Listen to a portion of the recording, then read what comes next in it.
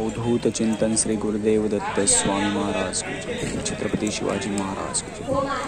आज 21 मे रोजी सद्गुरू परमपूज्य मोरदादा जनशताब्दी निमित्त हायटेक कॉलेज हे जे 18 विभागाचे जे स्टॉल आहे ते स्टॉल लावलेले होते आणि नितीन भाऊंचं जे मार्गदर्शन आहे ते मार्गदर्शन भेटलं। समोरच्या LED स्क्रीनवरती आपल्याला सगळी दृश्य या ठिकाणी लाईव्ह बघता येणार आहेत। हा सगळा कार्यक्रम बघण्याची संधी त्या ठिकाणी मिळणार आहे। कृपया सर्व महिला व माता भगिनींना विनंती आहे, त्यांनी कृपया आपण जागेवरती बसायचं आहे। अवघ्या काही क्षणात या ठिकाणी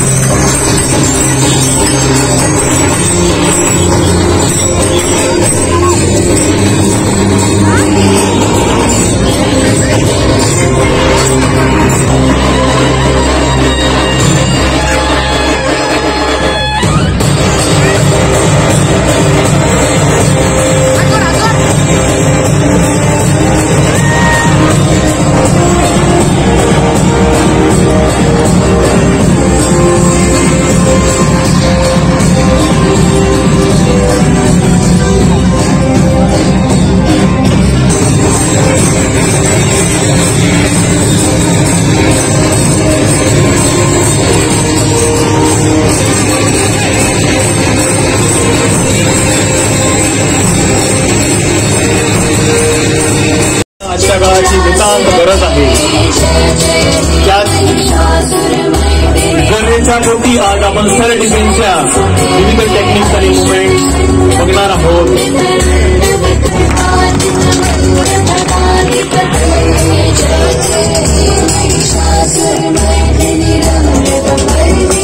मेन डेमॉन्स्ट्रेशन डिफेन्स टेक्निकच्या मुवमेंट्स। अनंत कोटी ब्रह्मांड नायक राजाधिराज योगीराज श्री स्वामी समर्थ महाराज तेजोनिधी सद्गुरू परमपूज्य मोरेदादा अखिल भारतीय श्री स्वामी समर्थ गुरुपीठाचे पीठाधीश प्रमुख प्रातस्मरणीय वंदनीय परमपूज्य गुरुमाऊली यांच्या चरणी त्रिवार वंदन। उपस्थित सर्व मोठ्या संख्येत मराठवाड्यातील सर्वच सेवेकरी बंधू भगिनींनो, आजचा हा विशेष दिन सर्वच सेवेकऱ्यांसाठी, कारण आज 21 मे 2022 म्हणजेच सद्गुरू परमपूज्य मोरेदादांचं हे जन्मशताब्दी वर्षाचा हा फार महत्वाचा दिन। या दिनाच्या निमित्तानं आज या संभाजीनगरामध्ये मराठवाड्यातील विविध जिल्ह्यातनं सर्व सेवेकरी मोठ्या संख्येत येथे उपस्थित झालेले आहेत। त्याचबरोबर विविध सेवा केंद्रांचे सर्व केंद्र प्रतिनिधी, तालुका प्रतिनिधी, जिल्हा प्रतिनिधी, विभाग प्रतिनिधी और मंचावरील उपस्थितीतील सर्वच सन्माननीय प्रतिनिधी बंधू आणि भगिनींनो, आपल्याला सद्गुरू परमपूज्य मोरेदादांच्या या 100व्या या अंतर्गत खऱ्या अर्थानं श्री स्वामी समर्थ सेवा मार्ग नेमका कसा कार्य करतो याची संपूर्ण माहिती डेमॉन्स्ट्रेशन स्टॉल्सच्या माध्यमातून इथे प्रात्यक्षिक रूपात आपल्याला यातनं पाहायला मिळालं। आज त्या ग्राम अभियानाची अतिशय उत्कृष्टरित्या असलेली हे कार्य खऱ्या अर्थानं संततुल्य कार्य या महाराष्ट्र भूमी, त्यातल्या त्यात मराठवाडा भूमी संतांची भूमी म्हटलं जातं। या संतांनी आयुष्यभर अशाच पद्धतीत लोकांना प्रबोधन करणं, दुःखमुक्त करणं, मार्गदर्शन करणं, म्हणजेच आजच्या काळात आपण जे ग्राम अभियान करतोय हे अभियान संतांनी सुद्धा आपलं संपूर्ण आयुष्य खर्च करून ते केलेलं होतं आणि ते संततुल्य कार्य करण्याची संधी प्रत्येक सेवेकरांना करण्याची संधी या कार्यातनं परमपूज्य गुरुमाऊलींच्या मार्गदर्शनातनं आपणा सर्वांना ती करण्याची मिळते. म्हणून यासाठी या जन्मशताब्दी वर्षाच्या निमित्तानं प्रत्येक सेवा केंद्र, प्रत्येक सेवेकरी यांनी अशा पद्धतीत संकल्प आपण करणार आहोत इथून पुढे की हे स्वामी कार्य प्रत्येक तळागाळात, प्रत्येक मनामनापर्यंत पोहोचवण्याचा आपण संकल्प आजच्या या जन्मशताब्दी वर्षाच्या निमित्तानं करणार आहोत. आपणा सर्व सेवेकरांना या सेवा मार्गाचे संस्थापक सद्गुरू परमपूज्य मोरेदादा त्यांनी आयुष्याच्या शेवटच्या क्षणापर्यंत या कार्याला वाहून घेतलेलं होतं. शेवटपर्यंत स्वामी सेवा, दुःखी पीडितांचे प्रश्न सोडवणे या कार्याचा खऱ्या अर्थानं पाया रोवणारे सद्गुरू परमपूज्य मोरेदादा यांना पुनश्च एकदा त्यांच्या कार्याचं स्मरण, कारण गेल्या आठवड्यात पुण्यतिथीच्या निमित्तानं आपण स्मरण केलेलंच होतं 13 तारखेला. आज 21 मेच्या निमित्तानं पुनश्च एकदा या शताब्दी वर्षाच्या निमित्तानं त्यांचं स्मरण करून पुनश्च एकदा त्यांचे विचार आत्मसात करून आपण सर्व सेवेकऱ्यांनी आता मोठ्या प्रमाणात या कार्यात सहभागी होणं गरजेचं आहे.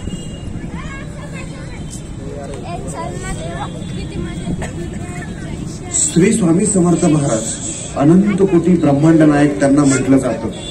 ज्या या विश्वाचे चालक, पालक, मालक, या कलियुगाचे प्रमुख देवता श्री स्वामी समर्थ महाराज. स्वामींचं या कलियुगातलं कार्य, त्याआधी त्यांचे आविष्कार व त्यात मूळ दत्त महाराज त्रेतायुगात, कृतयुगात दत्त महाराजांच्या आविष्काराचं प्रकटीकरण, त्यानंतर त्रेतायुगात प्रभू रामचंद्र स्वरूपात, द्वापार युगात भगवान श्रीकृष्ण स्वरूपात आणि या कलियुगात श्री स्वामी समर्थ स्वरूपात हे स्वामींचं कार्य आपणा सर्वांना समजून सांगितलं जातं की हे गुरुतत्व, गुरु परंपरा या सेवा कार्याचं प्रत्यक्ष स्थापनाच परब्रह्मांनी ही या कलियुगात आगळ्या वेगळ्या पद्धतीत केलेली आहे. हे सर्वसामान्य लोकांना हे अध्यात्म सहज सोप्या पद्धतीत समजावं म्हणून हा परब्रह्म स्वामी महाराज काळानुरूप अवतार धारण करतात आणि काळानुरूप अध्यात्म बदलवून समजून सांगत असतात. हे अध्यात्म काळानुरूप समजून घेणं किंवा काळानुरूप बदल करणं ह्या प्रत्येक आविष्काराचं वैशिष्ट्य आपल्याला समजून घेता येईल. मुळात मूळ अवताराचं प्रकटीकरण ऋतुयुगात, याचा जर बारकावानं आपण अभ्यास केला, आपण गुरुचरित्राचा 4था अध्याय वाचतो, त्यामध्ये दत्त महाराजांचं प्रकटीकरण वाचतो की जीवसृष्टीची जेव्हा निर्मिती झाली या भूतलावर, त्यात ब्रह्मदेवानं तपश्चर्या करून या सृष्टीची संकल्पना तयार केली. ते स्थान म्हणजे त्र्यंबकेश्वर आणि तिथे सप्त ऋषींचा जन्म झाला. त्या सप्त ऋषींपैकी अत्रि ऋषी, त्यातील ज्येष्ठ, यांचा आश्रम त्र्यंबकेश्वरालाच होता. यथावकाश कर्दम ऋषींची कन्या माता अनुसूया यांच्यासोबत अत्रि ऋषींचा विवाह झाल्यानंतर माता अनुसूयेनं प्रदीर्घ असं तप केलं होतं. ते तप एवढं जबरदस्त होतं की की पंचमहाभूत सुद्धा त्यांच्या नियंत्रणात होती. एकदा एक असाच प्रसंग घडला की मांडव्य ऋषी एकदा तप करत होते. हे मांडव्य ऋषी तप करत असताना एकदा एक स्त्रीचा त्यांना तप करत असताना धक्का लागला. तात्काळ त्यांनी त्या स्त्रीला शाप दिला की उद्याच्या सूर्योदयानंतर तात्काळ तुझ्या पतीचा मृत्यू होईल. आणि ती स्त्री तात्काळ माता अनुसूयांकडे येऊन शरण आली. तेव्हा माता अनुसूयांचं तपसामर्थ्य एवढं मोठं होतं की त्या माता अनुसूयांनी सूर्योदय होण्यापासून पृथ्वीची गतीला थांबवलं. एवढी अद्भुत शक्ती त्या माता अनुसूयेत होती. तेव्हा त्रैलोक्यामध्ये त्राही त्राही सर्व देव इंद्रादी सर्वच घाबरू लागले. माता अनुसूयांना शरण आले. त्यावेळी त्यांनी मांडव्य ऋषींना त्यांचा तो शाप मागे घेण्यास त्या सर्व देवतांनी भाग पाडलं. आणि माता अनुसूयांनी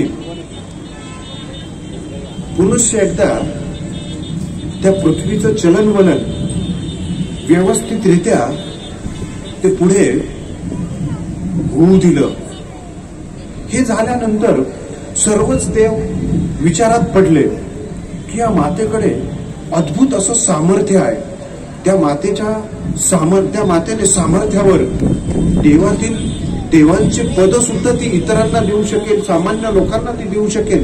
इंद्रपद सुद्धा सहज ही माता केवळ आशीर्वादाने इतरांना देऊ शकेल. मग या मातेचा तपभंग झाला पाहिजे, व्रतभंग झाला पाहिजे म्हणून इंद्र विचार करू लागला. आणि इंद्राने तात्काळ त्रिदेवांना गाठलं. तर त्रिदेवांना विनंती केली, ब्रह्मा विष्णू महेश. परंतु या देवतांना पुढील आविष्काराचं नियोजन माहिती असल्यामुळे त्यांनी होकार दिला. आणि ते परीक्षा घेण्यासाठी माता अनुसूयांसमोर जेव्हा उभे राहिले तेव्हा त्या मातेच्या दृष्टिक्षेपातच या तिन्ही देवतांची बाळकं झाली. ती म्हणजे दत्त महाराज. ही कथा आपण गुरुचरित्रात ऐकतो. आणि तेथून दत्त महाराजांचं या भूतलावरचं कार्य ब्रह्मा विष्णू महेश स्वरूपाचं आपण सर्वजण जाणतो. मग त्रेता युगात प्रभू रामचंद्र, द्वापार युगात भगवान श्रीकृष्ण आणि पुढे या कलियुगात श्री स्वामी समर्थ स्वरूपात इसवी सन 1149 मध्ये स्वामी महाराज छेलेखेडे ग्रामी प्रकटले. आणि 8 वर्षाच्या बालकाच्या स्वरूपात त्यांनी कार्य सुरू केलं.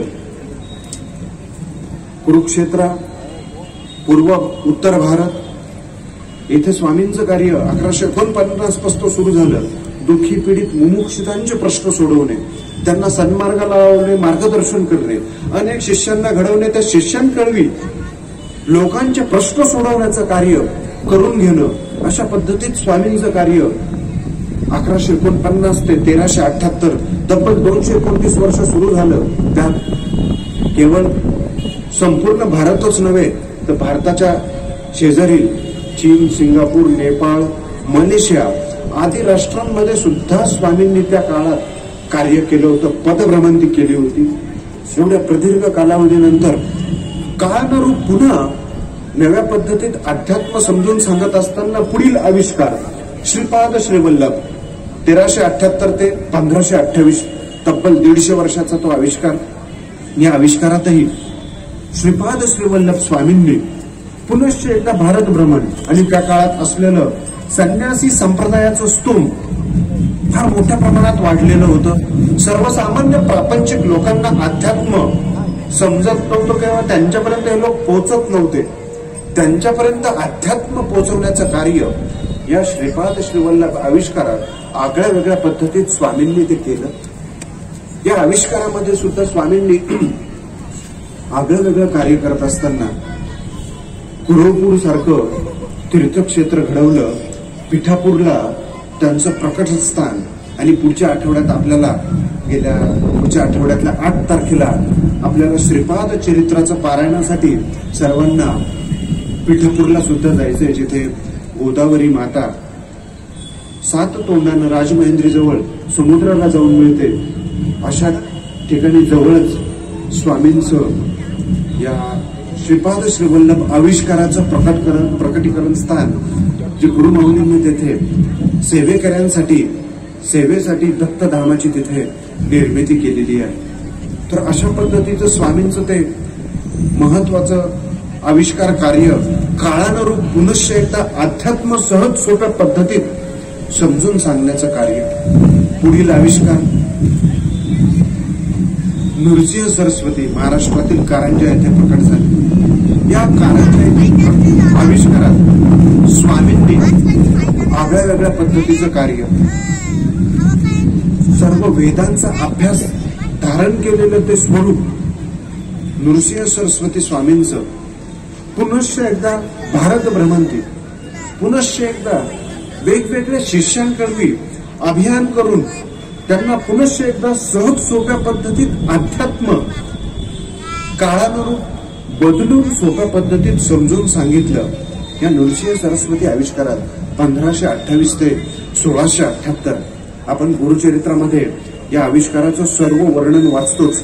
अध्याय क्रमांक 11 पासून ते अध्याय क्रमांक 53 पर्यंत हे स्वामींचं या आविष्काराचं कार्य वाचतो. त्यानंतर स्वामींचा पुढील आविष्कार पुन्हा मूळ स्वरूपात शैल्यगमन करत स्वामी महाराज या नृसिंह सरस्वती आविष्कारात श्रीशैल्यमध्ये गुप्त झाले आणि प्रकट झाले ते कर्दळीवर. बंगालचा पश्चिम बंगाल ज्यामध्ये जिथे गंगा सागराला मिळते अशा स्थानी सुंदरबन म्हणजे त्या काळातलं कर्दळीवन, तेथे स्वामी महाराज पुन्हा मूळ स्वरूपात प्रकट झाले. पुन्हा मूळ श्री स्वामी समर्थ स्वरूपात स्वामींनी प्रकट होऊन पुनश्च एकदा पूर्ण बंगाल प्रदेश, कलकत्ता शहर असेल, स्वामी चरित्रात आपण ते वाचतोच दुसऱ्या अध्यायात, ज्यामध्ये स्वामींचं ते वास्तव्य, ते भ्रमण, हरिद्वार, पूर्ण उत्तर भारत, त्यानंतर दक्षिण भारताकडे स्वामी महाराज वळले. 1678 ते 1878 हा प्रदीर्घ कालावधी मूळ आविष्कारांचा पुन्हा एकदा स्वामींचा पूर्ण भारतभर फिरण्याचा. या आविष्कारात सुद्धा स्वामींनी वेगवेगळ्या शिष्यांना घडवलं, वेगवेगळ्या शिष्यांना वेगवेगळ्या देशांना पाठवलं. 1856च्या आसपास महाराज सोलापूर येथे महाराष्ट्रात प्रवेश केला.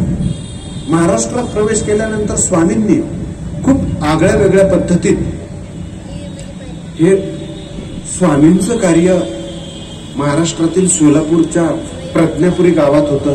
प्रज्ञापूर म्हणजे अंधकाराचं नगर, ज्याला प्रकाशमय केलं ते स्वामींनी. त्याचं नामकरण स्वामींनी अक्कलकोट असं ठेवलं. अक्कलकोट म्हणजे अकलेच्या पोटातील ईश्वर जागृत करणं असं सांकेतिक नाव त्या भूमीला स्वामींनी दिलं, ज्याचा संदर्भ आपल्याला गीतेच्या 15व्या अध्यायात आढळतो. भगवान श्रीकृष्णांनी मनुष्याचं वर्णन उलट्या वृक्षासारखं केलेलं आहे.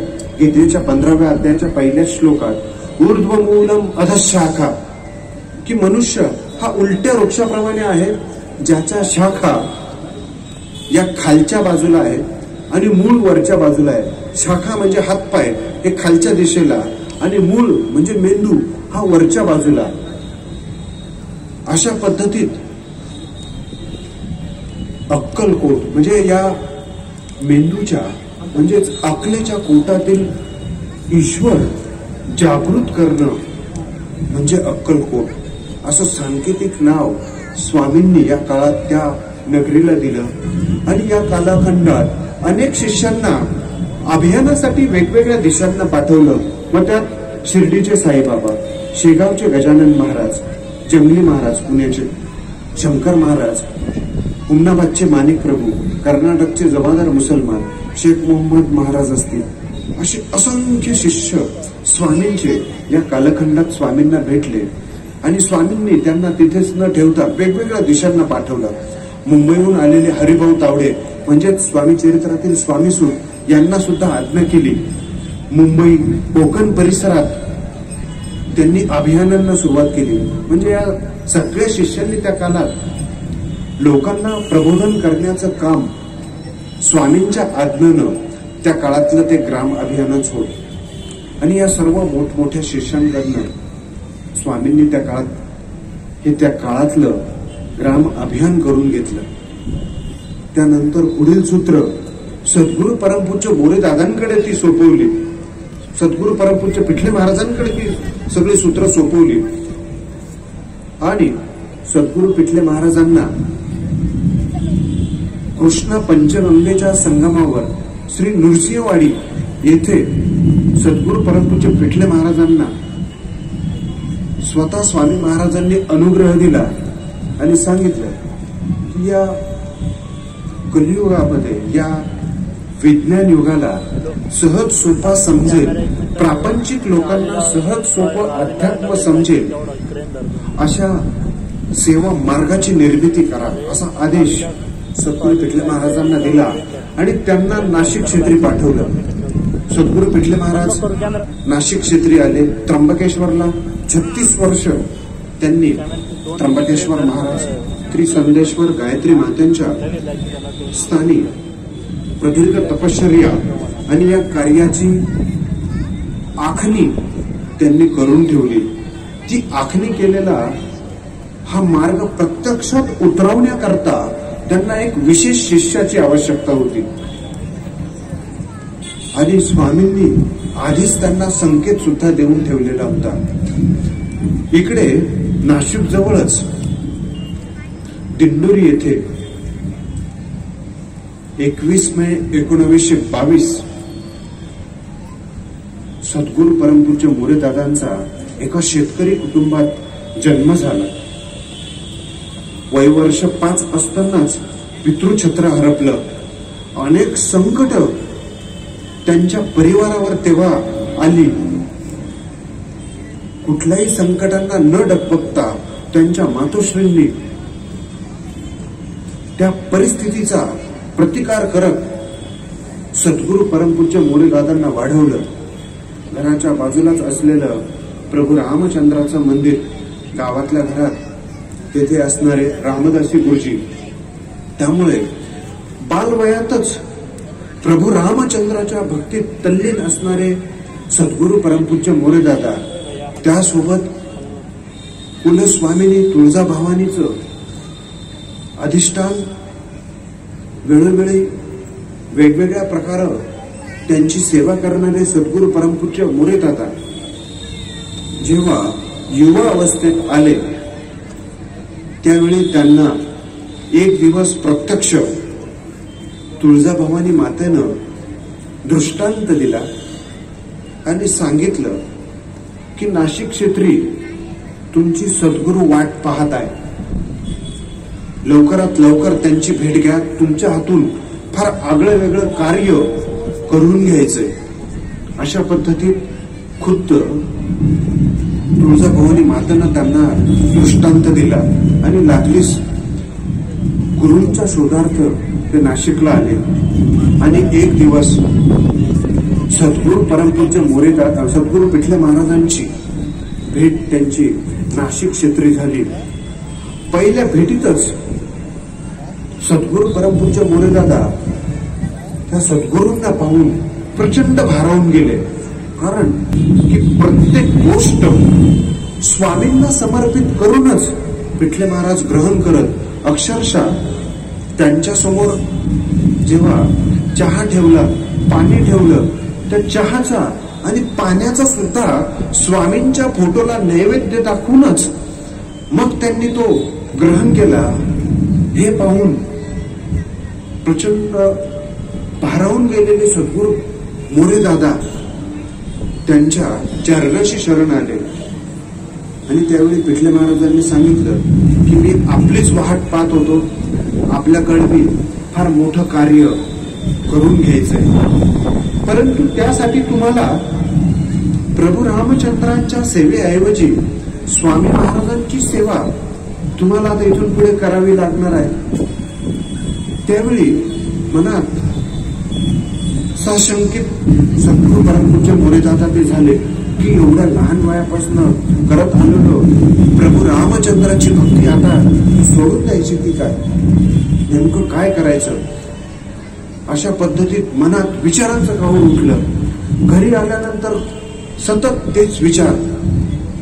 रात्री लवकर झोप लागेना त्यांना आणि झोप लागल्यानंतर पुनश्च एकदा भगवतीने स्वप्नात दृष्टांत दिला आणि तो दृष्टांत मध्ये खुद्द भवानीने म्हणजेच जगदंबेनं सांगितलं की काळजी करू नका, प्रभू रामचंद्र या कलियुगामध्ये स्वामी स्वरूपातच आहे आणि त्यांच्यासमोर पुनश्च एकदा ती मालिका म्हणजेच प्रभू रामचंद्र भगवान श्रीकृष्ण स्वरूपात स्वामी महाराज त्यांना ते दिसू लागले. भगवतीने ते दाखवलं की हे सगळं स्वरूप एकच आहे. अशा पद्धतीत त्यांना भगवतीने तो दृष्टांत दिला, मार्गदर्शन केलं आणि दुसऱ्या दिवशी लागलीच मातोश्रींना घेऊन ते पिठले महाराजांच्या चरणावर पुनश्च एकदा लीन झाले आणि पिठले महाराजांनी त्यांना पुढे प्रशिक्षण मार्गदर्शन केलं आणि या कार्याचा संकेत दिला, मार्गदर्शन, आणि या कार्याची सुरुवात लागलीच झाली. ते वर्ष होतं 1948 साल. 1948 सालपासून या कार्याला सुरुवात झाली. तेव्हा प्रचंड प्रतिकूल परिस्थिती असतानाही सद्गुरू परमपूज्य मोरेदादा गावोगावी जात दुखी पीडित लोकांचे प्रश्न सोडवण्याचं काम सद्गुरू परमपूज्य मोरेदादांनी तेव्हा सुरुवात केली. गावोगावी जाऊन पायपीट करत मिळेल ते साधनं वापरून सद्गुरू परमपूज्य मोरेदादा प्रश्नोत्तरे मार्गदर्शन, बालसंस्कार आणि यज्ञ आगादी प्रशिक्षण अशी त्रिस्तरीय वाटचाल सेवा मार्गाची त्यांनी स्वतः एकट्यानं त्याची सुरुवात केली. प्रचंड प्रवास करत गावोगावी संपूर्ण महाराष्ट्रभर सद्गुरू मोरेदादा फिरत होते. हजारो दुखी पीडितांचे प्रश्न ते सोडवत होते. या कार्याची रचना, या कार्याची पद्धती सेवेकरांना सांगून सेवेकरी ते घडवत होते. सेवेकरी असे घडवत होते की समर्थांचा सेवेकरी अगदी समर्थच अशा पद्धतीत ते सेवेकरी घडवत आणि त्या सेवेकऱ्यांकडनं सुद्धा सद्गुरू परमपूज्य मोरेदादा या कार्याचा प्रचार प्रसार कार्य करून घेत होते. यासाठी सद्गुरू पिठले महाराजांच्याच मार्गदर्शनाखाली त्यांनी श्री स्वामी समर्थ सेवा केंद्र ही संकल्पना तयार करण्यात आली. त्यासाठी सेवा मार्गाच्या आरत्या याची रचना खुद्द स्वतः पिठले महाराजांनी या मार्गातल्या सगळ्या आरत्या स्वतः लिहून काढलेल्या आहेत, स्वतः तयार केलेल्या आहेत.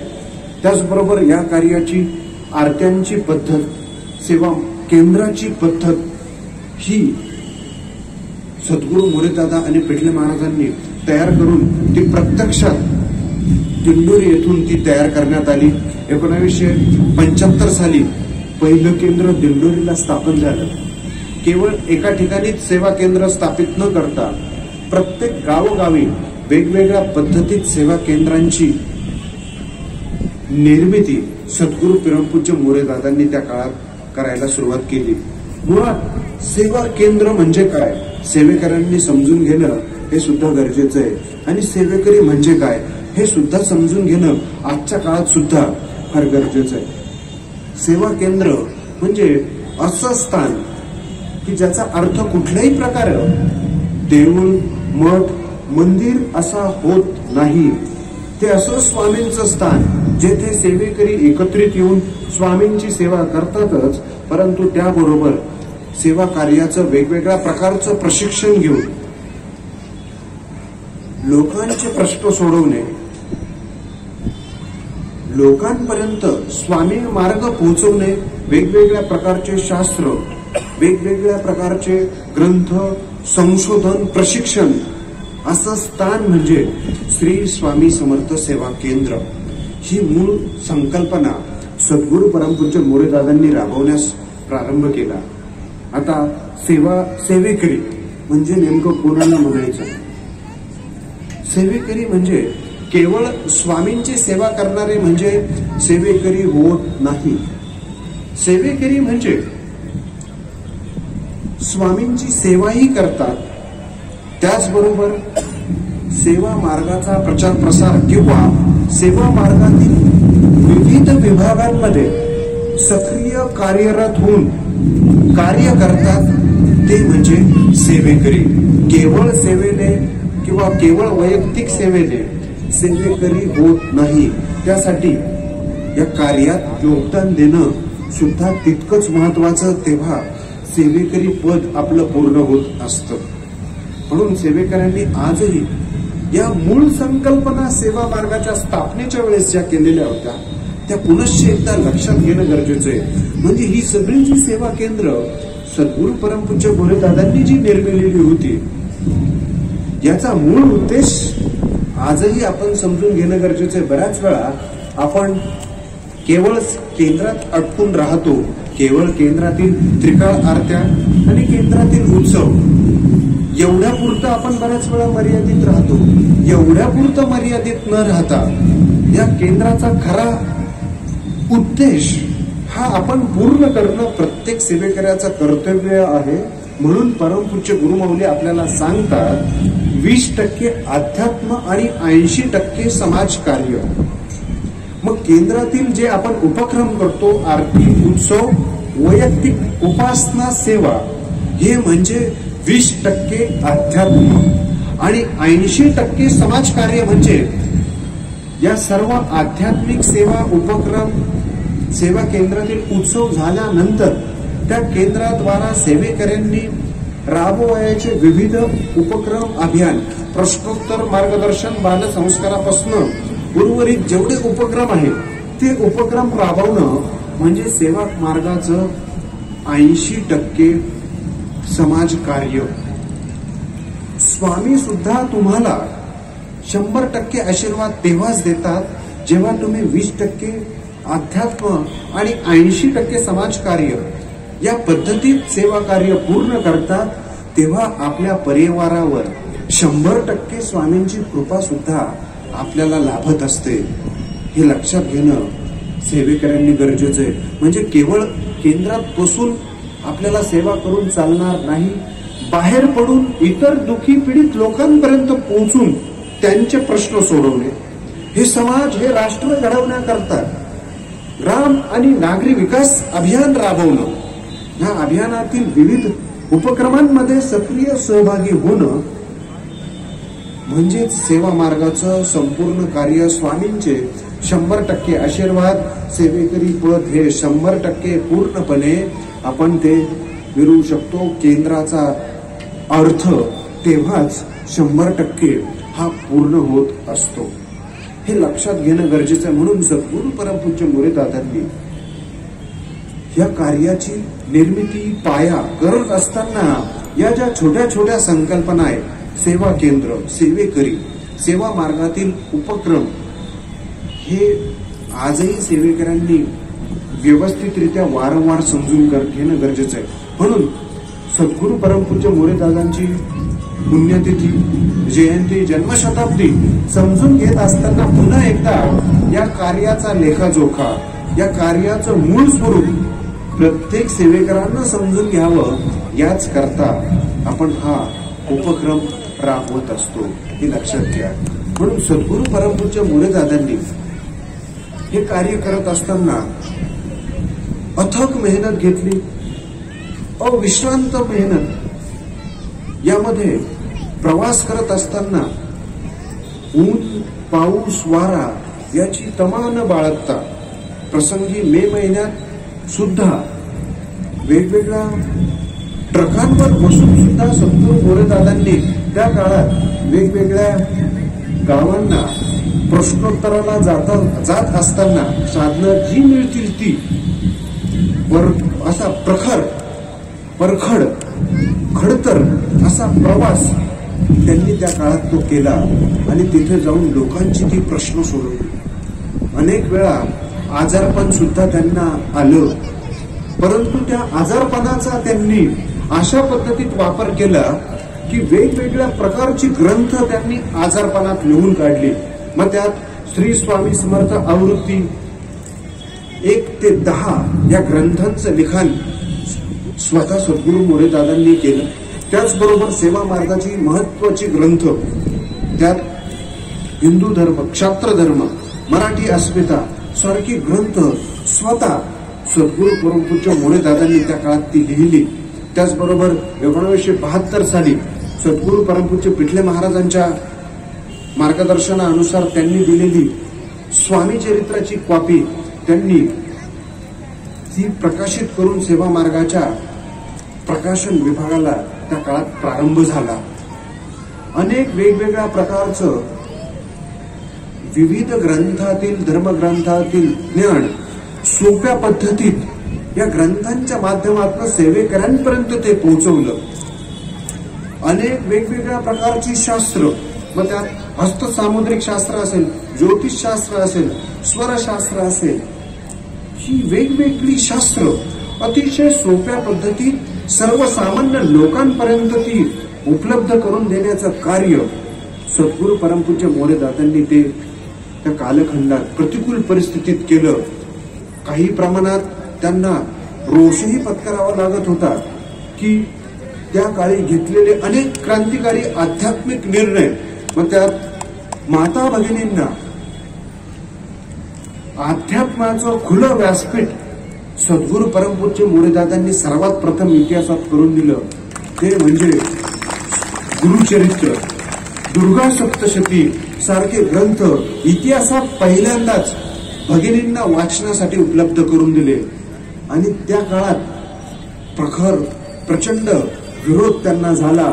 अनेक मोर्चे त्यांच्यापर्यंत ते पोहोचले होते, तरी तो विरोध न डगमगता अनेक आरोप सुद्धा त्या काळात सुद्धा सद्गुरू परमपूज्य मोरेदादांवर करण्यात आले होते. कारण अद्भुत क्रांतिकारी कार्य हे सद्गुरू परमपूज्य मोरेदादांनी ते ऐतिहासिक करून ठेवलेलं होतं की भगिनींना यज्ञ यागाचा अधिकार, विधवा भगिनींना यज्ञ करण्याचा अधिकार सुद्धा सर्वात प्रथम दिला तो सद्गुरू परमपूज्य मोरेदादांनी.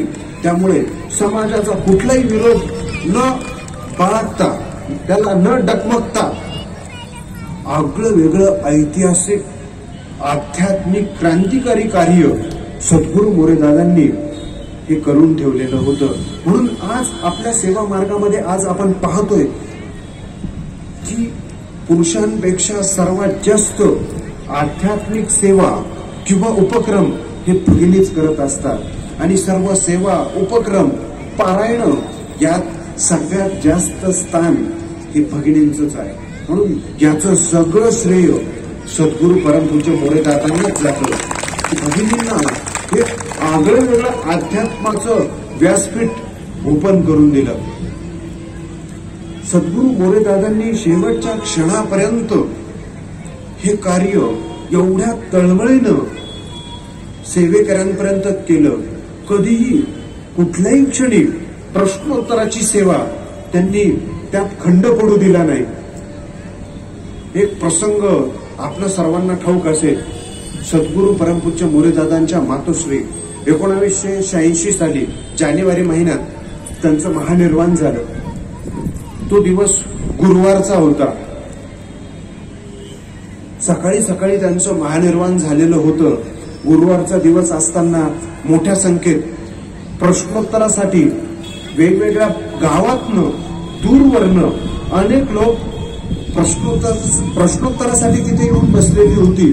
आणि घरी हा प्रसंग घडला की स्वतःच्या मातोश्रीचं महानिर्वाण झालं.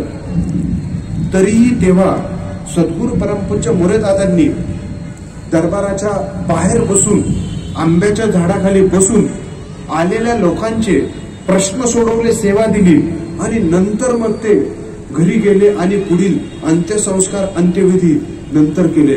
म्हणजे या कठीण प्रसंगातही सद्गुरू मोरेदादांनी लोकांचे प्रश्न सोडवण्याचं काम कधी थांबवलं नाही, कारण दूरवरनं आलेले ती लोक, त्यांचे ते प्रश्न त्याही काळात त्यांनी ते सोडवले. म्हणजे केवढं वाहून घेतलेलं हे स्वामींचं आगळं वेगळं सद्गुरू मोरे दादा स्वरूपी ते स्वरूप, ते अवतार कार्य. 1988 साली एप्रिल महिन्यामध्ये सद्गुरू मोरे दादांना जेव्हा हृदयविकाराचा त्रास होऊ लागला, त्यावेळी आम्ही सुद्धा लहान असताना त्या प्रसंगाचे साक्षीदार होतो. गुरुवारचाच दिवस होता. दरबारामध्ये प्रश्नोत्तरासाठी मोठ्या संख्येत लोक आलेली होती. पाय धुवून दरबाराच्या समोर पाय धुवून सद्गुरू मोरेदादा पुढे चालत होते. अचानक छातीत कळ येऊन सद्गुरू परमपूज्य मोरेदादा तिथे कोसळले. सेवेकरी तिथे धावून आले आणि इकडे परमपूज्य गुरु माऊलींसह आम्ही सुद्धा तेव्हा तिथे धावून गेल्यानंतर तो प्रसंग पाहिला. त्या प्रसंगात कोसळले असताना सद्गुरू परमपूज्य मोरेदादा त्याही अवस्थेत परमपूज्य गुरु माऊलींना त्यांनी सूचना केली आणि दरबारच्या चाव्या परमपूज्य गुरु माऊलींकडे देत सांगितलं की आलेल्या सगळ्या लोकांची प्रश्न सोडून द्या, त्यांना सेवा द्या. आणि इकडे सद्गुरू परमपूज्य मोरेदादा हॉस्पिटलकडे गेले. तिकडे त्यांचं महानिर्वाण झालं. परंतु त्यांनी केलेल्या सूचनेनुसार दरबारात जमलेल्या सर्वच लोकांची प्रश्नोत्तर करण्याचं कार्य गुरु माऊलींनी इकडे दुपारपर्यंत पूर्ण करून ठेवलेलं होतं. म्हणजे शेवटच्या श्वासापर्यंत हे कार्य सद्गुरू परमपूज्य मोरेदादा करत होते आणि ते पुढे सेवेकरांकडनंही ते करून घेत होते. एवढं कार्याला वाहून घेतलेले सद्गुरू परमपूज्य मोरेदादा त्यांची आपल्याला आता जन्मशताब्दी साजरी करण्याचं, त्यांना एक आगळीवेगळी सुमनांजली साजरी करण्याचं संधी आपल्याला या निमित्तानं येत आहे. कारण आपण प्रत्येक इथे जमलेला सेवेकरी या कार्यात अशा पद्धतीत जोडलेलो आहोत की आपल्याला प्रत्येक सेवेकराला या कार्यात वेगवेगळ्या प्रकारे अनुभूती आलेली आहे. वेगवेगळ्या संकटात आपल्याला या स्वामी सेवेमुळं आपण त्यातनं बाहेर पडलेलो आहोत. म्हणून त्या अनुभूतीमुळे, त्या प्रचितीमुळेच आपण आज इथे मोठ्या संख्येत उपस्थित झालेलो आहोत. म्हणून सद्गुरू परमपूज्य मोरेदादांचे खूप मोठे ऋण प्रत्येक सेवेकऱ्यावर आहे की हा अद्भुत असा सेवा मार्ग, त्याची रचना ही करत असताना सहज सोपं अध्यात्म आपल्यापर्यंत त्यांनी ते पोहोचवलं. म्हणून आपल्याला या वर्षी एक अद्भुत अशी सुमनांजली मोठ्या प्रमाणात तळागाळापर्यंत स्वामी कार्य पोहोचवण्याची संधी निमित्त या वर्षाच्या निमित्तानं आहे. आणि आपण प्रत्येक सेवेकरी या सेवा मार्गाचे वेगवेगळे उपक्रम राबवून आपण हे कार्य त्यांच्या चरणी आपण ती सुमनांजली देणार आहोत. सद्गुरू परमपूज्य मोरेदादांच्या त्या कार्यानंतर परमपूज्य गुरु माऊलींनी त्यांची उर्वरित सगळी स्वप्न पूर्ण करत असताना हे कार्याला एवढा मोठा वेग दिला की साधारण मनुष्य एवढ्या वेगात काम करूच शकत नाही. एवढं अद्वितीय कार्य पुढे गुरु माऊलींनी या कार्याचं पुढे वाढवलं. एवढ्या मोठ्या वेगानं, एवढे अथक परिश्रम घेऊन 18 तास आजही गुरु माऊली आपल्या सर्व सेवेकऱ्यांसाठी कार्य करत आहेत. साधारण मनुष्य ते करूच शकत नाही याची प्रचिती प्रत्येक सेवेकऱ्याला आहे. कारण एवढं कार्य सुरुवातीच्या काळात परमपूज्य गुरु माऊलींनी 1988 नंतर तर एवढ्या मोठ्या प्रमाणात संपूर्ण महाराष्ट्रभर प्रवास केला होता.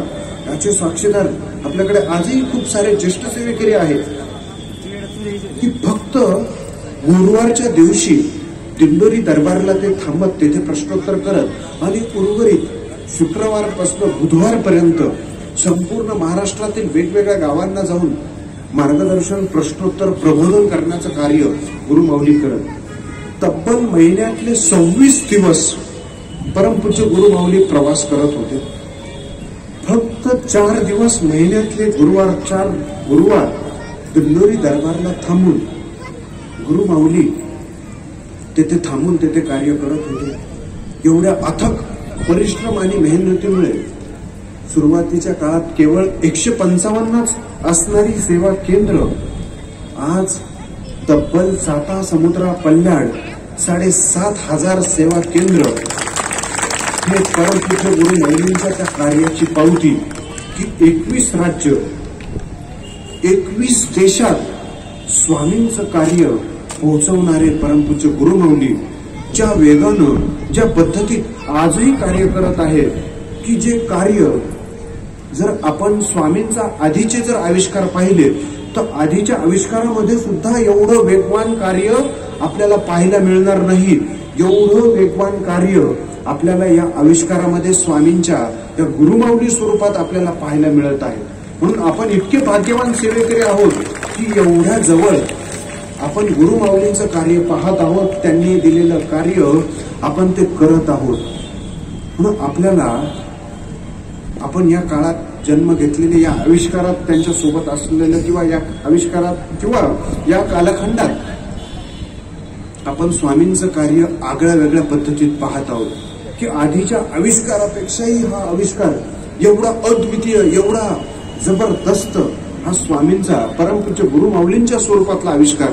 सुरुवातीला सद्गुरू परमपूज्य मोरेदादांचं असणारं आगळं वेगळं स्वप्न म्हणजे अखिल भारतीय श्री स्वामी समर्थ गुरुपीठ त्र्यंबकेश्वरी हा प्रकल्प सद्गुरू परमपूज्य मोरेदादांचं ते एक स्वप्न होतं.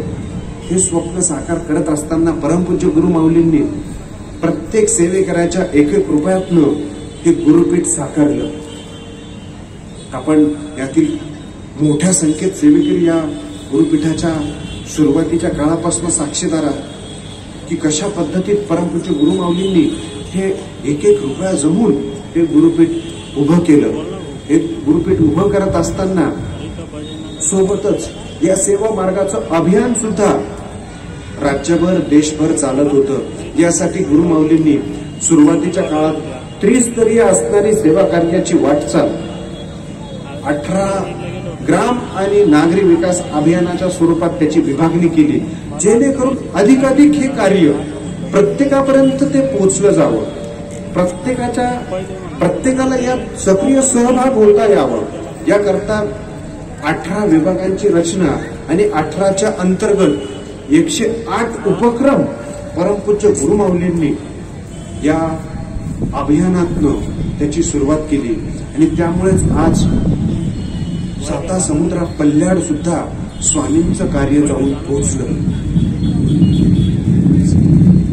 18 अभियानांमध्ये प्रश्नोत्तर मार्गदर्शन, बालसंस्कार, शिशु युवा, त्याचबरोबर विवाह संस्कार असेल, यज्ञ यागादी विभाग असेल, आयुर्वेद, आरोग्य, कृषी असे 18 विभागांमुळे हे कार्य तळागाळात पोहोचवण्यासाठी त्याचबरोबर आदर्श पिढी सुसंस्कारित घडवण्यासाठी हे राष्ट्र याचा पाया घडण्यासाठी या राष्ट्राची व्यवस्थितरित्या उभारणी करताच या सेवा मार्गाचं हे ग्राम आणि नागरी विकास अभियान हे मोठ्या पद्धतीत राबवलं जात आहे. सेवेकरी यात मोठ्या प्रमाणात सक्रिय सहभागी होत आहेत. एकेका विभागामध्ये या अभियानाच्या एकेका विभागामध्ये तब्बल 10-10, 20-20 प्रकल्प आहेत. त्यामुळे 18 विभागाचे 108 प्रकल्प आपल्याला पाहायला मिळतात. इथे एवढं मैदान असूनही आपल्याला हे सगळे उपक्रम आपल्याला स्टॉल्स आपल्याला बघायला मिळतात. हे स्टॉल म्हणजे एक तो उपक्रम आपल्याला हे 108चे 108 स्टॉल सुद्धा लावणं आपल्याला फार मुश्किल आहे. म्हणून आपण जेवढे शक्य आहे तेवढे स्टॉल इथे लावण्याचा प्रकल्प केलेला आहे, उपक्रम हा केलेला आहे.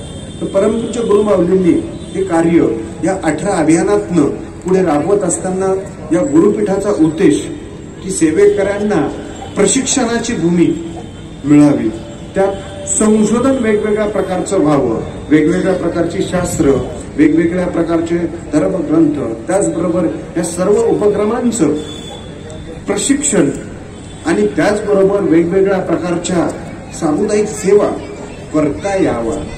याच करता या गुरुपीठाचा हा उद्देश परमपूज्य गुरु माऊलींनी मोठ्या प्रमाणात तिथे सेवेकरांकरवी तो राबवून घेतलाय आणि पुढे या प्रकल्पामध्ये या उपक्रमामध्ये पुढे जात असताना आगामी काळात लवकरच साकारत असणारं सद्गुरू परमपूज्य मोरेदादा चॅरिटेबल हॉस्पिटल जे इतकं भव्य दिव्य असणार आहे की ज्या हॉस्पिटलमध्ये 1000 बेड असणार आहेत. तब्बल अद्ययावत अशी सर्व प्रकारची रुग्ण चिकित्सा वैद्यकीय सेवा जी कुठल्याही दवाखान्यांमध्ये नसणार आहे असं तंत्र त्यामध्ये असणार आहे.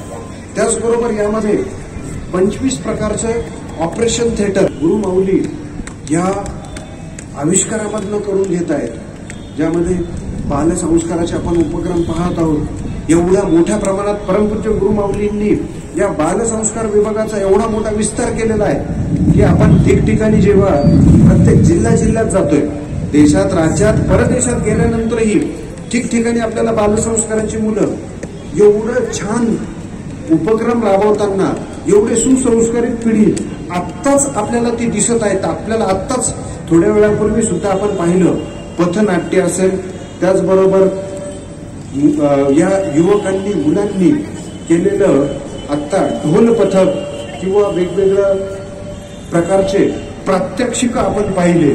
या प्रात्यक्षिकांमधनं आपल्याला या मुलांमध्ये भावी होणारे या देशाचे आदर्श नागरिक ही प्रतिमा आपल्याला सगळ्यांना ती दिसत होती की एवढं अद्भुत कार्य गुरु माऊली हे समाज, हे राष्ट्र, ही पिढी घडवत असताना आपल्याला त्याचं प्रात्यक्षिक इथे दिसत आहे की ही पिढी घडल्यानंतर हे राष्ट्र कसं दिसणार आहे आपल्याला. याचं एक ट्रेलरच आपल्याला यातनं हे आपल्याला आज पाहायला मिळालं. त्यामुळे ही केली जाणारी सगळं उपक्रम, त्यात बारकावेना असणारे छोटे छोटे विभाग, गर्भसंस्कार, शिशुसंस्कार, ही सुद्धा महत्वाचे विभाग परमपूज्य गुरु माऊली मांडत असताना आपल्या पुढे की गुरु माऊलींचा तो सूक्ष्म दृष्टिकोन, हे राष्ट्र, हे समाज, केवळ हे राष्ट्रच नाही तो संपूर्ण मानव जातीच्या कल्याणासाठी हे गुरु माऊलींचं केवळ कार्य केवळ राष्ट्रापुरतं मर्यादित राहिलं नाही, संपूर्ण जगतभरात पसरलेलं. या जगतभरातील सर्वच पिढी घडत असताना, सगळीच मानवजात घडत असताना त्या संपूर्ण मानव जातीसाठी असणारं हे अद्भुत असं स्वामींचं स्वरूपातलं हे गुरु माऊलींचं हे कार्य अचंबित करणारं आहे. सामान्य व्यक्ती एवढं कार्य करूच शकत नाही याची प्रचिती प्रत्येकाला आहे. सामान्य व्यक्तीला एवढं जर कार्य करायचं असेल तर 150 पेक्षा जास्त वर्ष हे कार्य करायला एका व्यक्तीला लागू शकतील. याचं सुद्धा आपण जर लॉजिक किंवा हे बघितलं, प्रत्यक्ष आपण त्याचा बारकावा बघितला तर आपल्या लक्षात येईल की सामान्य व्यक्तीला 150 पेक्षा जास्त वर्षाचा कालखंड एवढं काम करायला लागेल. एवढं कार्य गुरु माऊली एवढ्या कमी कालावधीमध्ये सेवेकरांकरवी करून घेत आहे. म्हणून अतुलनीय अद्भुत असं कार्य. त्याचबरोबर आध्यात्मिक कार्याचा जो वारसा सद्गुरू परमपूज्य मोरेदादांनी की सहज सोपं अध्यात्म, काळानुरूप अध्यात्म सर्वांना समजावं, याचं सुद्धा परमपूज्य गुरु माऊलींनी पुढे चालवत असताना धर्मग्रंथ सहज सोप्या पद्धतीत लहान करून दिली. त्यात गुरुचरित्र हा ग्रंथ, पूर्वीचा जो गुरुचरित्र ग्रंथ 1993च्या आधीचा जर आपण पाहिला तो एवढा मोठा गुरुचरित्र ग्रंथ होता की त्यातील अनेक अध्यायांच्या ओव्या, काही अध्यायांच्या ओव्या 1000, 700, 800 एक अध्यायांच्या ओव्या एवढ्या मोठ्या होत्या. ते गुरुचरित्र वाचायला रोज 3.5 तास लागायचे आणि 7 दिवसाचं पारायण करायला खूप जड पडायचं. एक दिवसात तर ते वाचताच येत नव्हतं. तर ते गुरुचरित्र परमपूज्य गुरु माऊलींनी लहान करत असताना एवढं सोपं सहज केलं की आज इतक्या मोठ्या संख्येत सेवेकरी पारायण करतात आणि दत्तधामांवर 7 तासात गुरुचरित्राचं पारायण सगळ्या सेवेकरांचं पूर्ण होतं. गेल्या 5 वर्षापूर्वीचा एक प्रसंग आपल्या पुढे सांगतो. सेवा मार्गाचं सक्षमीकरण अभियान, नृसिंह सरस्वती महाराजांचं जन्मस्थान कारंजा विदर्भातलं येथे सुरू होतं. हे सुरू असताना नृसिंह सरस्वती स्वामींच्या त्या प्रकट स्थानाच्या समोरच असणाऱ्या सभागृहामध्ये सगळे सेवेकरी बसलेले होते, मार्गदर्शन सुरू होतं आणि त्या मंदिराचे मुख्य पुजारी आणि वंशज ते तिथे आले आणि सेवेकरांना सांगितलं मार्गदर्शन करत असताना की तुम्ही सेवेकरी खूप भाग्यवान आहात, की तुम्ही सेवेकरी एवढे भाग्यवान आहात की तुम्ही गुरुमाऊलींच्या नित्य संपर्कात किंवा त्यांच्या मार्गदर्शनाने काम करत आहात. तुम्हाला कदाचित ठाऊक नसेल गुरुमाऊली कोण आहे हे ते सांगू लागले. त्यांनी सांगितलं की सेवा मार्गाचा जो तुमचा गुरुचरित्र ग्रंथ आहे, हा ग्रंथ म्हणजे दत्त महाराजांचं स्वतःचं चरित्र आहे आणि हा गुरुचरित्र ग्रंथ गुरुमाऊलींनी कमी केलेला आहे, म्हणजे एडिट केलेला आहे, संक्षिप्त केलेला आहे. आणि दत्त महाराजांचं चरित्र ते कमी करण्याचा अधिकार केवळ स्वतः दत्त महाराजांनाच आहे. म्हणजे गुरुमाऊली कोण हे तुम्ही लक्षात घ्या, असं त्यांनी ते समजून सांगितलं सेवेकरांना. कारण हे ग्रंथ कमी करत असताना लागणार ते आध्यात्मिक स्वरूप शक्ती ती आपल्या लक्षात येते. कारण तेवढं करत असतानाही तो शॉर्ट असणारा गुरुचरित्रही हा तेवढंच फळ देतो जेवढं जुनं गुरुचरित्र देत असेल. म्हणून गुरुमाऊलींनी ह्या ग्रंथांचं अद्भुत असं वेगवेगळ्या पद्धतीत त्याचं स्वरूप बदललं, काळानं रूप, जेणेकरून सेवेकरांचा वेळ वाचावा आणि तो अधिकाधिक वेळ सेवा कार्यासाठी देता यावा, लोकांचे प्रश्न सोडवण्यासाठी तो देता यावा. याकरता परमपूज्य गुरुमाऊलींनी ही सगळी ग्रंथ आपल्यासाठी लहान केली. मग गेल्या काही वर्षांपूर्वी आपण पाहिलं नवनाथ ग्रंथ 900 श्लोकात आपल्या पुढे दिला, भागवत ग्रंथ 700 श्लोकामध्ये दिला. त्याचबरोबर इतर ग्रंथ मल्हारी महात्म्याचं मल्हारी सप्तशती आपल्याला दिलं, स्वामी चरित्र 700 श्लोकात दिलं, आपलं पटकन पारायण व्हावं. त्याचबरोबर इतर ग्रंथ सुद्धा आपल्याला सहज सोपी गुरुमाऊलींनी आपल्यापर्यंत उपलब्ध करून दिली. याचं कारण काय, तर आपल्या सगळ्या सेवेकरांचा तो वेळ वाचावा. खऱ्या अर्थानं 20% अध्यात्म आणि 80% समाजकार्य यातनं आपल्याला ते गुरुमाऊलींचं दिसतं की ते नवनाथ आपल्याला पूर्ण वाचायला 10 तास लागायचे आणि ते 10 तासाचं नवनाथ आपल्याला डायरेक्ट 1.5 तासावर आणून ठेवलं. म्हणजे बरोबर 20%वर ते आणलं. आणि मग उर्वरित वेळ काय करायचा, तो उर्वरित वेळ आपण जास्तीत जास्त सेवेकरी घडवण्यासाठी, सेवेकरांना मार्गदर्शन करण्यासाठी, प्रश्नोत्तरासहित या वेगवेगळ्या विभागांमध्ये, वेगवेगळ्या अभियानांमध्ये आपल्याला वेळ देता यावा, याकरता ही ग्रंथ आपली संक्षिप्त स्वरूपात परमपूज्य गुरुमाऊलींनी ती आपल्यापर्यंत ती केली. आणि काळानुरूप त्यांनी हे अध्यात्म सहज सोपं केलं, जेणेकरून आपण सगळ्या ग्रंथांची सहज पारायण करू शकू. म्हणजे अध्यात्म जिवंत ठेवणं किंवा ते वाचवणं, तर ही मोठीच ग्रंथ शिल्लक राहिली असती, ती लहानच केली नसती, तर आपण एवढी पारायण सुद्धा केली नसती. आपलं भागवत मोठं ग्रंथ होता, तो पारायण भागवत आपण फक्त सप्ताहामध्ये करायचो किंवा अधिक मास आला तेव्हाच आपण भागवताला हात लावायचो. अन्य वेळी भागवताला हात लावण्याची आपली हिंमत व्हायची नाही, कारण खूप वेळ लागायचा. आणि आज दर एकादशीला आपण भागवत पारायण करू शकतो. एवढं ते अध्यात्म सोपं करण्याचं काम या आविष्कारामध्ये स्वामी महाराज करत आहेत. म्हणून आपण खूप भाग्यवान आहोत की आपल्याला या सगळ्या सेवा सहज सोप्या करून दिल्या आहेत. त्याचबरोबर आध्यात्मिक ज्या पूजा आहेत, सेवा आहेत, त्या सुद्धा मग त्यात विधी म्हणता येतील.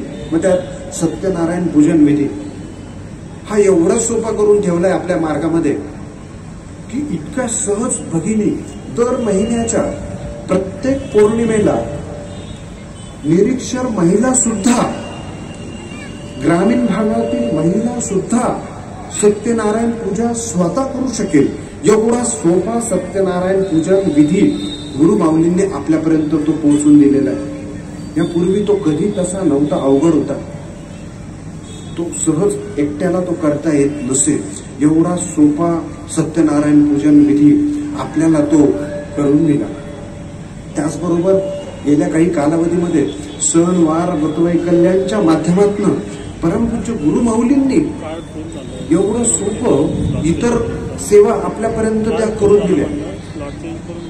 गेल्या वर्षी आपण पाहिलं कोविड कालावधीमध्ये जेव्हा मोठ्या प्रमाणात लोक आजारी पडत होते, कोविडने ग्रासलेली होती, तेव्हा गुरुमाऊलींनी तर धुमावती मंत्र एवढा सोपा करून दिला. ओम धुम धुम धुमावती स्वाहा झालो, एवढा सोपा तो मंत्र करून दिला आणि लोकांचे प्रश्न ते सुटू लागले आणि ते लोक त्यातनं आजारातनं बाहेर पडू लागले. ही किमया केवळ स्वामींमध्येच आहे, स्वामी अवतारातच आहे आणि इतर दुसरं कोणीही ते सहज करू शकत नाही. याची प्रचिती प्रत्येक वेळी आपण घेत असतो. एवढं अद्भुत असं कार्य आपण ते गुरुमाऊलींचं पाहतोय.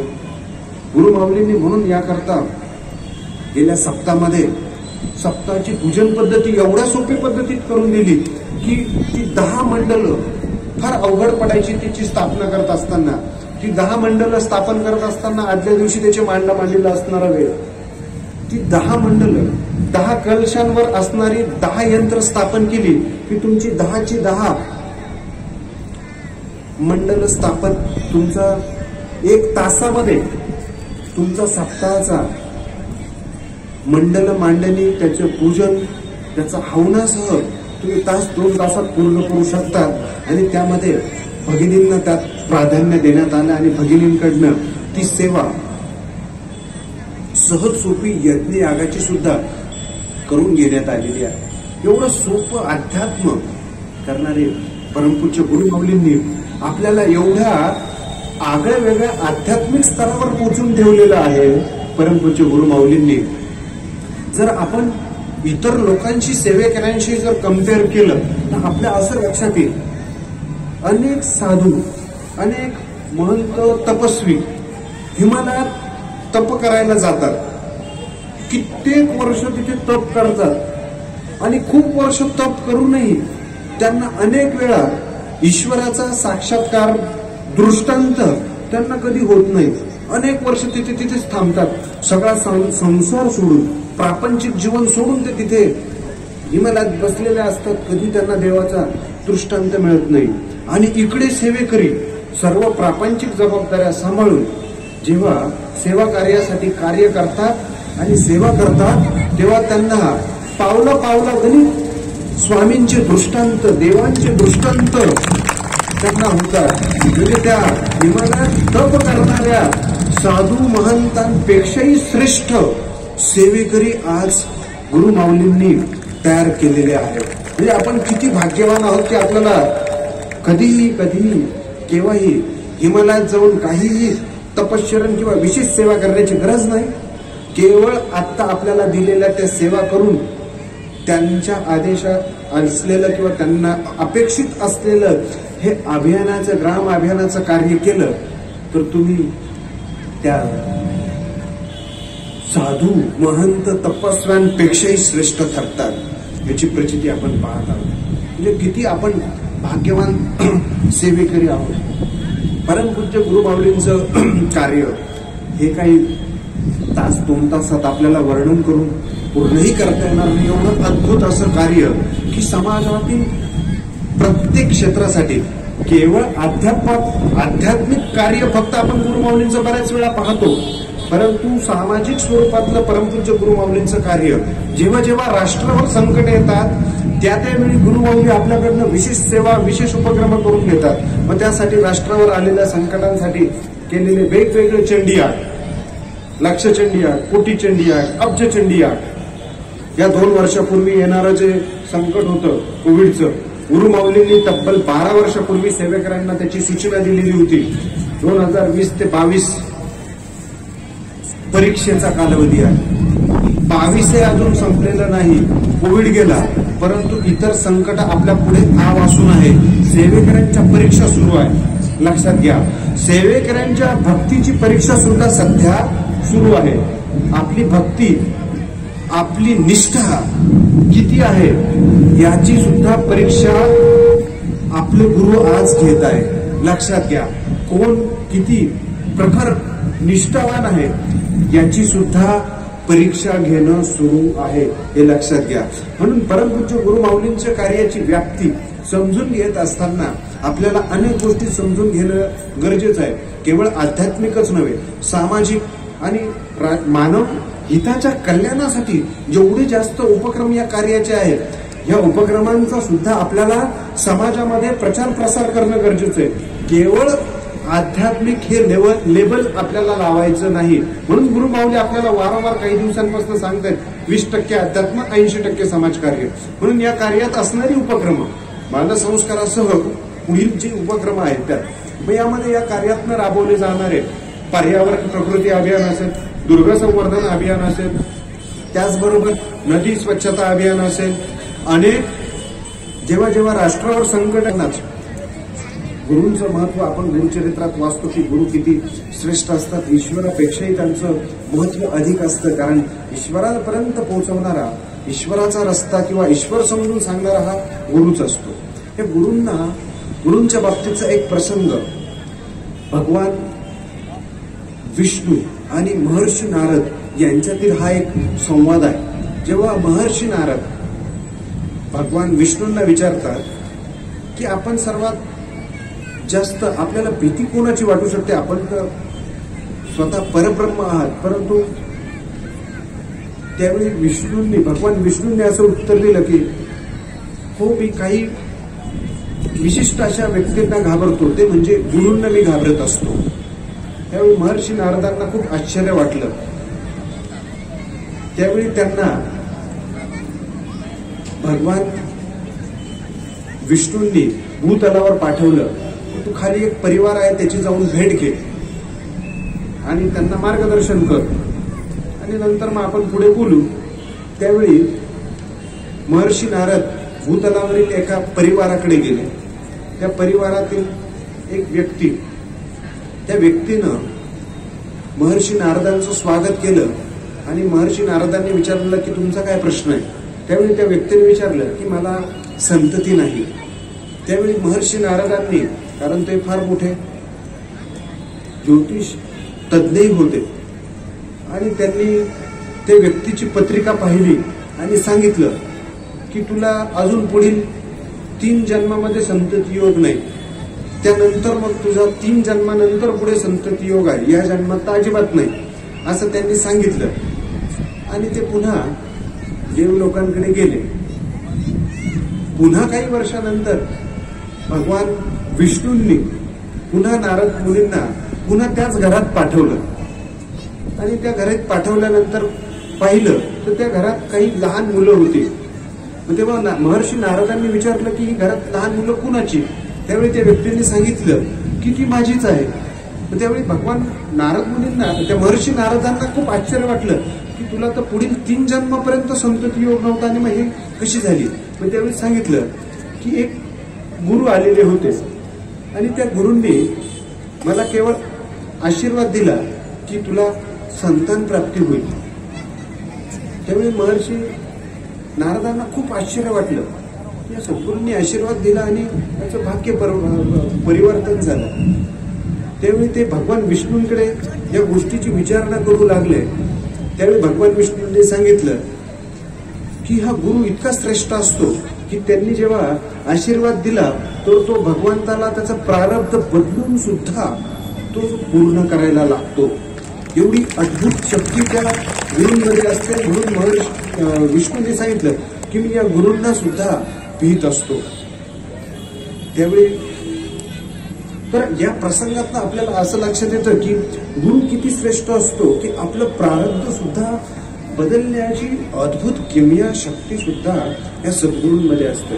म्हणून आपल्याला या कार्यामध्ये कार्य करत असताना आपल्याला सद्गुरूंच्या इच्छेनुसार, मार्गदर्शनानुसार वाटचाल करणं गरजेचं आहे. त्यांनी घालून दिलेले सर्व उपक्रम, त्यांनी घालून दिलेले सगळे अभियान आपण वेळोवेळी राबवणं गरजेचं आहे. आजच्या या महत्वाच्या शुभदिनी सद्गुरू परमपूज्य मोरेदादांच्या या जन्मशताब्दी वर्षाच्या निमित्तानं आपण सर्व सेवेकरी असा संकल्प करूया की सद्गुरू मोरेदादांना अभिप्रेत आणि परमपूज्य गुरुमाऊलींना अभिप्रेत असं ग्राम आणि नागरी विकास अभियानाचं कार्य